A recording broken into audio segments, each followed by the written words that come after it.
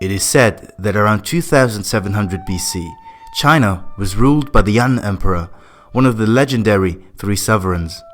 He is also venerated in Chinese folk religion as the mythical sage ruler Chen, who is said to have introduced agriculture as well as the use of herbal drugs to the ancient Chinese. Legend has it that on one fateful day during a trip to a distant region, some dead leaves from a wild Camellia sinensis bush fell into his pot of boiling water. Unnoticed by his servants, this now discolored liquid was served to Chen, who was fascinated by the refreshing effect it had on him. This drink went on to become what we now know as tea or cha in Chinese. In his attributed writings, he claims tea to be beneficial to the treatment of tumors, bladder problems, abscesses, and lethargy. Later on, Lao Tzu, the founder of Taoism, viewed tea as an essential ingredient in the elixir of life. Although these stories are shrouded in myths, the Arya, the earliest Chinese dictionary, already mentioned an infusion of some kind of leaf which was used as early as the Zhou dynasty, during the first millennium BC. In the beginning, the Chinese used tea for medicinal purposes only. They made it a custom to offer tea to guests, as it was thought to improve health and extend life. But it wasn't until the Tang dynasty, which lasted from 618 to 907 CE, when tea was drunk for pleasure on social occasions, like it still is today. Much of what we know of the tea culture in ancient China can be contributed to the classic of tea, or Cha Qing. It's the world's first monograph on tea and was written by Lu Yu between 760 and 762 CE. In its 10 chapters, the Cha Qing covers everything from the mythical origins of tea, the utensils for making tea, and the growing regions, just as an example. Back then, however, tea was prepared a bit differently than today. The ancient Chinese used to compress tea into bricks. These bricks would then be grounded in a mortar and added to boiling hot water. Even back then, the Chinese loved it so much that during the Song dynasty, which lasted from 960 until 1279 CE, tea was listed among water and firewood as one of the so-called 7 necessities, which were absolutely required to properly start the day. What's so special about tea though?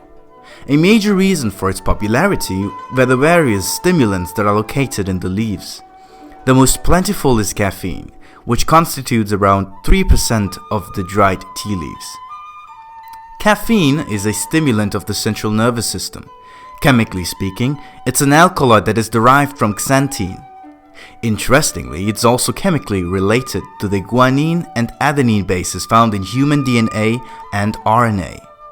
And that's not all. Caffeine also holds the unique distinction of being the world's most widely consumed psychoactive drug. Although caffeine and other stimulating compounds contained in tea, like theobromine, are relatively mild in comparison to cocaine and the like, the distinction of being the world's most widely consumed psychoactive drink makes it more than justifiable to include tea in the History of Drugs series. But how exactly did tea become so famous all around the globe? Until the 16th century, tea consumption was mostly confined to the borders of the Chinese Empire. That all changed when Portuguese priests and merchants brought tea from China back to Europe. The earliest European reference of Xiao or Chiai dates back to the Venetian book Delle Navigazioni e Viaggi, or of Navigation and Voyages, from 1545. In 1609, the Dutch East India Company first shipped tea from Japan to Europe. From the Dutch city The Hague, or Den Haag, tea spread to the bordering countries of France and Germany, as well as the Dutch colonies like New Amsterdam, which later developed into modern-day New York City. In 1662, the Portuguese princess brought the habit of tea drinking to the English court after her marriage to King Charles II. At the beginning, a hefty tax was put on tea, which prevented many low-class citizens to get their hands on it. Nevertheless, this couldn't prevent the global rise in the popularity of tea. However, tea wasn't simply a refreshing beverage anymore. It was a political instrument, which played a major role in some of the history's key moments. In fact, the very tax that the British imposed on the tea trade in the colonies backfired by culminating in the Boston Tea Party in 1773 that escalated into the American Revolution. But that's not all.